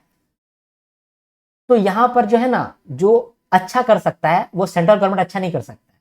जो भी चीज ठीक करना है वो स्टेट गवर्नमेंट ठीक कर सकता है। कुछ स्टेट गवर्नमेंट ठीक से काम करता है, कुछ स्टेट गवर्नमेंट ठीक से काम नहीं करता है। तो यहाँ पर हम लोग क्या करना चाह रहे हैं, जो सेंट्रल गवर्नमेंट क्या करना चाह रहा है, माइनिंग रिफॉर्म्स लेकर के आना चाह रहा है। उसमें बोला जा रहा है कि जो भी माइनिंग को लेकर के रिफॉर्म्स लेकर के आएगा उन सारे स्टेट्स को इंसेंटिव मिलेगा। कैसा इंसेंटिव मिलेगा? 100 करोड़, 75 करोड़, ये सब का इंसेंटिव उनको मिलेगा, ऐसा कहा जा रहा है अंडर सस्की स्कीम। ये सस्की स्कीम क्या है? ठीक है, सस्की स्कीम होता है कि scheme for assistance of capital investment. ठीक है, ये सस्की स्कीम है, ये आया था 2020 में। ठीक है, 2020 में इसको लॉन्च किया गया था जब कोविड आया था। उस समय जो सेंट्रल गवर्नमेंट है वो स्टेट्स को 50 साल का इंटरेस्ट फ्री लोन दे रहे थे, ताकि उन पैसों का इस्तेमाल करके जो स्टेट्स हैं वो कैपिटल एक्सपेंडिचर करें और वहां पर कैपेसिटी बूस्ट हो, एम्प्लॉयमेंट बढ़े और ग्रोथ भी बढ़े। इसके लिए FY27 में 2 लाख करोड़ रुपया भी आउटले रखा गया है। तो इसी स्कीम के अंदर हम लोग बोल रहे हैं कि यानी स्टेट गवर्नमेंट जो सेंट्रल गवर्नमेंट क्या बोल रहा है कि आपको जो लोन दे रहे हैं वो तो देंगे ही, साथ में अगर आप चाहोगे तो आपको ग्रांट भी मिल सकता है। ग्रांट तब मिलेगा जब आप माइनिंग रिफॉर्म्स कर लेते हैं। तो कौन कौन सा माइनिंग रिफॉर्म करना पड़ेगा कि ये ग्रांट मिलेगा? तो कौन कौन सा आपको माइनिंग रिफॉर्म करना पड़ेगा वो यहाँ पर बताया गया। ठीक है, जो भी स्टेट्स हैं उनको 5 रिफॉर्म्स करने पड़ेंगे बाय 15 दिसंबर 2026। क्या क्या? पहला, इंटीग्रेट करना पड़ेगा आपको यूनिफाइड माइनिंग पोर्टल के अंदर, जिससे कि जो भी प्रोसेस है वो आसान हो जाए। एक पोर्टल बना रहेगा, उसी पोर्टल में मालूम चलेगा कि ऑक्शन कौन जीता है, उसके बाद फिर सारा ऑपरेशन कब चालू हुआ है माइन का, माइन से किस क्वालिटी का मिनरल निकला है, वो सारा कुछ एक जगह में ही रिकॉर्ड रहेगा। ये पहला रिफॉर्म करना पड़ेगा। दूसरा रिफॉर्म क्या करना पड़ेगा? प्री ऑक्शन कमेटी बनाना पड़ेगा, यानी ऑक्शन से पहले ही जो भी माइन के रिलेटेड प्रॉब्लम है उसको सॉल्व करना पड़ेगा, जैसे कि लैंड डिस्प्यूट। ठीक है, उसके बाद फिर वहां पर कोई दूसरा प्रॉब्लम है जैसे कि पब्लिक को कन्विंस करना है, तो वो प्रॉब्लम पहले सॉल्व करना होगा, प्री ऑक्शन ही सॉल्व करना होगा, और इसको देखने के लिए प्री ऑक्शन कमेटी बनाना पड़ेगा। इसके बाद तीसरा है कि स्टेट लेवल कोऑर्डिनेशन कमेटी बनाना पड़ेगा। अक्सर क्या होता है, स्टेट के अंदर ही बहुत सारा डिपार्टमेंट होता है, वो डिपार्टमेंट आपस में कोऑर्डिनेट नहीं करता है, जिसकी वजह से कभी काम चालू ही नहीं हो पाता है। मान लो कि स्टेट गवर्नमेंट ने ऑक्शन में किसी को दे दिया पोजीशन, लेकिन क्या होगा कि फॉरेस्ट डिपार्टमेंट को पता ही नहीं, तो फॉरेस्ट डिपार्टमेंट जो है क्लियरेंस ही नहीं देगा। तो फॉरेस्ट डिपार्टमेंट क्लियरेंस क्यों नहीं दे रहा है? क्योंकि स्टेट का अपना डिपार्टमेंट जो है उसी के बीच में कोऑर्डिनेशन नहीं है। तो कोऑर्डिनेशन लाने के लिए स्टेट लेवल कोऑर्डिनेशन कमेटी को बनाना पड़ेगा। इसके बाद एनुअल ऑक्शन कैलेंडर लाना पड़ेगा, साथ में टेक्नोलॉजी का इस्तेमाल करना पड़ेगा टू डिटेक्ट या फिर प्रिवेंट ग्रेड मिसक्लासिफिकेशन ऑफ मिनरल। अक्सर क्या होता है कि जो भी ऑक्शन जीतता है, जो इन्वेस्टर्स होता है, तो वो लोग क्या करता है कि पहले से ही बताता है कि मिनरल का क्वालिटी कम है, मिनरल का क्वालिटी कम रिपोर्ट करता है, ताकि उसको कम रॉयल्टी देना पड़े स्टेट्स को। लेकिन अगर आप टेक बेस्ड मेजर्स का इस्तेमाल करोगे तो आपको मालूम चल सकेगा कि मिनरल का क्या ग्रेड है। अगर मिनरल का क्या ग्रेड है ये मालूम चल सकेगा तो स्टेट भी अच्छा रॉयल्टी कमा सकेगा। अगर ये 5 काम आप कर लेते हैं बाय 15 दिसंबर तो आपको 100 करोड़ का इंसेंटिव मिलेगा। साथ में कुछ रिवॉर्ड्स आपको और मिलेगा जब भी माइन जो है वो ऑपरेशनलाइज हो जाए, यानी कि काम चालू कर दे। साथ में जो SMRI है यानी स्टेट माइनिंग रेडीनेस इंडेक्स है, इसके अंदर भी आपको बेनिफिट मिलेगा। स्टेट माइनिंग रेडीनेस इंडेक्स के अंदर हम लोग जो भी स्टेट अच्छा काम करता है उसको रैंक करते हैं। तो category A, category B, category C में हम लोग रैंक करते हैं। तो हर कैटेगरी के अंदर जो फर्स्ट प्राइज होगा वो 100 करोड़ का होगा, सेकंड प्राइज 75 करोड़ का होगा और थर्ड प्राइज 50 करोड़ का होगा। ठीक है, ये भी न्यूज हम लोगों ने समझ लिया। आगे बढ़ते हैं। अब देखो इंश्योरेंस के बारे में क्या कहा जा रहा है। तो अभी जो है इंश्योरेंस के अंदर हम लोग कहाँ स्टैंड करते हैं? हम लोग 10th लार्जेस्ट इंश्योरेंस मार्केट है ग्लोबली। हम लोग के इंडिया के अंदर इंश्योरेंस पेनिट्रेशन 3.7% है, यानी कि 3.7% ऑफ GDP हम लोग प्रीमियम पे करते हैं। 2.7% लाइफ इंश्योरेंस के अंदर और 1% नॉन लाइफ इंश्योरेंस के अंदर। इंश्योरेंस डेंसिटी जो है वो $97 है, यानी कि पर कैपिटा प्रीमियम कितना हम लोग पे करते हैं एक साल के अंदर? $97। ठीक है, हाउस होल्ड फाइनेंसेस के अंदर शेयर ऑफ इंश्योरेंस और पेंशन फंड कितना है? FY19 में 28.6% था, अब वो बढ़ करके हो गया है 29.6%। ठीक है, ये सब तो अभी करंट स्टेटस चल रहा है, लेकिन हम लोग का ये एम है, IRDAI का ये एम है कि हम लोग इंश्योरेंस सब तक पहुंचाना चाहते हैं बाय 2047। तो इसके लिए कुछ कुछ यहाँ पर पॉलिसीज या मेजर्स का बात कहा गया है। ठीक है, वो क्या क्या है उसको समझते हैं। सबसे पहले सबकी बीमा सबकी रक्षा एक्ट, इसको अमेंड करा गया है। इसमें कहा गया है कि जो इंश्योरेंस सेक्टर में एफडीआई का लिमिट है वो 74% से बढ़ा करके 100% कर दिया जाएगा। आईआरडीआई का पहले अप्रूवल लगता था अगर आप शेयर ट्रांसफर करते थे 1% का, लेकिन अब इसको बढ़ा करके 5% कर दिया गया है। यानी कि अब आप 5% के अंदर अगर कोई भी शेयर ट्रांसफर करते हैं तो आपको आईआरडीआई का अप्रूवल नहीं लेना पड़ेगा। इसके बाद फॉरेन इंश्योरर को पहले नेट ओन फंड 5,000 करोड़ रखना पड़ता था, अब उसको कम करके कर दिए हैं 1,000 करोड़। इसके बाद अवेयरनेस के लिए हम लोग एक फंड भी बनाए हैं, policy holders education and protection fund. इसके बाद नॉन कंप्लायंस के लिए हम लोग पहले मैक्सिमम पेनल्टी 1 करोड़ चार्ज करते थे, अब 10 करोड़ चार्ज करेंगे। ठीक है, तो ये एक हम लोग का मेजर था। इसके बाद दूसरा है मॉरेटोरियम पीरियड। मॉरेटोरियम पीरियड का मतलब होता है वो पीरियड तक जब तक आपको इंश्योरेंस कंपनी बोलेगा कि ये ठीक करो, ये डॉक्यूमेंट ठीक करो, वो डॉक्यूमेंट ठीक करो, ये डॉक्यूमेंट में एरर है, ये सब बोलने का एक लिमिट सेट किया गया है कि ऐसा ना हो कि 8 साल के बाद 9 साल के बाद आप बोल रहे हैं कि क्लेम तो देंगे लेकिन ये सब प्रॉब्लम है, ये सब प्रॉब्लम ठीक होगा तो ही देंगे, नहीं तो नहीं देंगे। तो ये सब तुम हमेशा नहीं बोल सकते हो, 5 साल तक ही बोल सकते हो। 5 साल में तुमको सब कुछ ठीक कर लेना है। तुमको लग रहा है कि कोई डेटा मिसिंग है तो डेटा मंगा लो, कोई डॉक्यूमेंट मिसिंग है तो मंगा लो। बाद में तुम नहीं बोल सकते हो कि हम आपको क्लेम नहीं देंगे क्योंकि ये डेटा नहीं है, ये डेटा इनकम्प्लीट है, ये नहीं बोल सकते हो। ये मॉरेटोरियम पीरियड जो है पहले 8 साल का हुआ करता था, अब इसको 60 महीने का कर दिया गया है, यानी 5 साल कर दिया गया है। इसके बाद 30 दिन का फ्री लुकअप पीरियड दिया गया है। बहुत सारे लोगों को इंश्योरेंस के नाम पर ठग लिया जाता था, मतलब कि वो इंश्योरेंस खरीदना नहीं चाहते हैं, उनको खरीदवा दिया, तो उसके पास अभी भी 30 दिन का फ्री लुकअप पीरियड होगा। जब वो एसेस कर लेगा कि मेरा पॉलिसी सही है कि नहीं है, अगर नहीं है तो वो कैंसिल कर सकता है। तो जो भी पॉलिसी जिसका टर्म जो है 1 साल या उससे ज़्यादा का है उसको 30 दिन का फ्री लुकअप पीरियड भी मिलेगा। इसके बाद प्रीमियम पीरियड, मतलब प्रीमियम पेमेंट करने के लिए आपको एक ग्रेस पीरियड मिलेगा। अगर आप मंथली पेमेंट करते हैं प्रीमियम का तो आपको 15 दिन का ग्रेस पीरियड मिलेगा, यानी कि ड्यू डेट के बाद आप 15 दिन तक पेमेंट कर सकते हैं, कोई दिक्कत नहीं है। और अगर आप क्वार्टरली पेमेंट करते हैं, हाफ ईयरली पेमेंट करते हैं या फिर एनुअल पेमेंट करते हैं तो 30 दिन के अंदर आप पेमेंट कर सकते हैं, ठीक है, स्टार्टिंग फ्रॉम ड्यू डेट। ठीक है, इसके बाद अगर आप मिड टर्म कैंसिलेशन करते हैं तो आपका जो भी बचा हुआ रिफंड है वो रिफंड आपको मिल जाएगा जो पहले नहीं मिलता था। ठीक है, ये भी आप समझ गए। अगर आप न्यूज़ को देखते हैं, अब इंडिया और न्यूजीलैंड जो है वो फ्री ट्रेड एग्रीमेंट साइन किया है। ये fastest concluded free trade agreement है, ये 9 महीना में ही फ्री ट्रेड एग्रीमेंट हो गया है। इसके अंदर न्यूजीलैंड कुछ ऑफर कर रहा है, इंडिया कुछ ऑफर कर रहा है। वो समझते हैं कि क्या क्या ऑफर कर रहा है, कौन कौन ऑफर कर रहा है। तो न्यूजीलैंड क्या ऑफर कर रहा है, न्यूजीलैंड बोल रहा है कि कोई ड्यूटी नहीं लगाएंगे फॉर 100% ऑफ इंडियन एक्सपोर्ट। जो भी इंडिया एक्सपोर्ट करता है न्यूजीलैंड के अंदर उस पर कोई भी ड्यूटी नहीं लगेगा। इसके बाद न्यूजीलैंड जो है वो $20 बिलियन का इन्वेस्टमेंट कर रहा है इंडिया के अंदर इन नेक्स्ट 15 ईयर्स। इसके बाद पहली बार न्यूजीलैंड बोल रहा है कि आयुर्वेदा, योगा और अदर ट्रेडिशनल मेडिसिन का भी ट्रेड हो सकेगा, और हम लोग जो है आयुर्वेदा, योगा या फिर ट्रेडिशनल मेडिसिन जो है वो न्यूजीलैंड भी भेज सकेंगे। ठीक है, इसके बाद जो इंडियन स्टूडेंट्स हैं वो वर्क कर पाएंगे न्यूजीलैंड के अंदर वाइल स्टडिंग। न्यूजीलैंड के अंदर जो भी इंडियन स्टूडेंट्स हैं वो पढ़ते हुए भी काम कर पाएंगे 20 आवर्स अ वीक। ठीक है, साथ में जो स्किल्ड इंडियंस है उसको वीज़ा भी मिलेगा फॉर टेम्पररी एम्प्लॉयमेंट। तो 5,000 वीज़ाज हम लोग देंगे फॉर स्किल इंडियंस जो कि 3 साल तक न्यूजीलैंड में रह करके काम कर सकते हैं, टेम्पररी एम्प्लॉयमेंट के लिए हम लोग देंगे। इसके साथ साथ हम लोग 1000 यंग इंडियंस को हर साल वीज़ा देने वाले हैं, जिसको ले करके वो वर्किंग हॉलिडे मना पाएगा। ठीक है, इसके बाद अब देखते हैं इंडिया क्या क्या ऑफर किया है। तो इंडिया मार्केट एक्सेस दे रहा है इन 70% टैरिफ लाइन, यानी 70% टाइप्स ऑफ गुड्स पे इंडिया बोल रहा है या तो 0 ड्यूटी लगा दे रहे हैं या तो लोअर ड्यूटी लेंगे। अब ये जो 70% टैरिफ लाइन्स है ये जो है ना 95% ट्रेड कवर करता है न्यूजीलैंड के साथ। ठीक है, चलो 70% पे हम लोग बोल रहे हैं या तो लोअर ड्यूटी या तो 0 ड्यूटी। तो यही 70% में देखो कि 30% जो है ना, 30% टैरिफ लाइन्स पे हम लोग तुरंत ड्यूटी एलिमिनेट कर दिए हैं, और 35.6% टैरिफ लाइन्स पे हम लोग पेज ड्यूटी एलिमिनेशन करेंगे, यानी 3 साल में कुछ ड्यूटी खत्म करेंगे, 5 साल में कुछ करेंगे, 6 साल में कुछ करेंगे, 10 साल में कुछ करेंगे। ठीक है, तो ये न्यूज़ हो गया। ठीक है, ये भी हो गया। अगला देखते हैं, मिनिस्ट्री ऑफ एनवायरनमेंट और फॉरेस्ट एंड क्लाइमेट चेंज,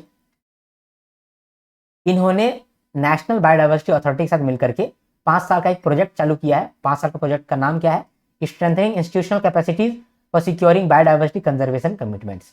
इसके अंदर 3 लोग मिलकर के काम करने वाला है, गवर्नमेंट ऑफ इंडिया काम करने वाला है, और ग्लोबल एनवायरनमेंट फैसिलिटी काम करने वाला है और यूएनडीपी काम करने वाला है।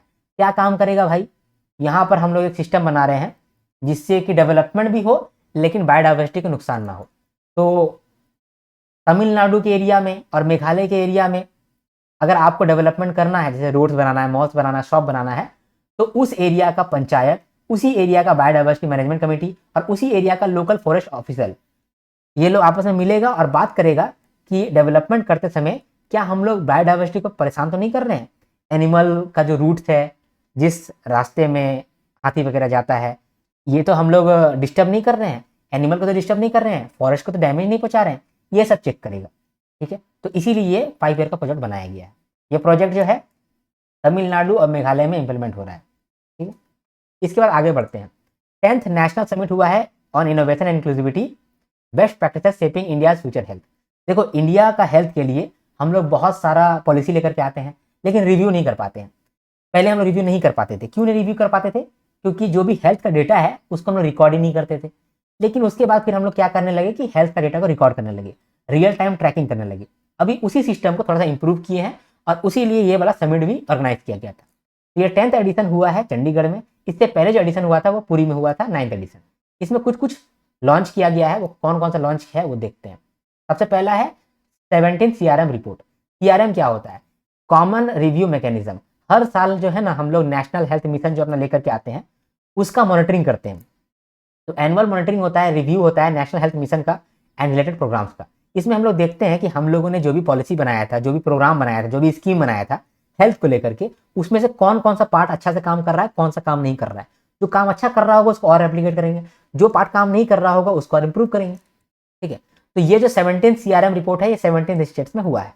तो हेल्थ का खतरा के लिए हो गया है 17 स्टेट्स में 17 CRM रिपोर्ट। इसके बाद स्वस्थ भारत पोर्टल, इसको लॉन्च किया गया है। अब तक क्या होता था, हेल्थ को ट्रैक करने के लिए जो भी आशा वर्कर होती थी, ANM वर्कर होते थे, CHO होता था, मेडिकल ऑफिसर होता था, ये लोग अपने मोबाइल में ऐप के थ्रू डेटा को फीड करता था।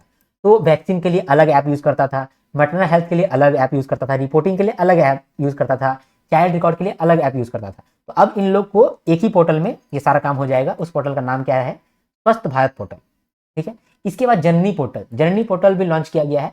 इसका फुल फॉर्म क्या है? Journey of antenatal, natal and neonatal integrated care.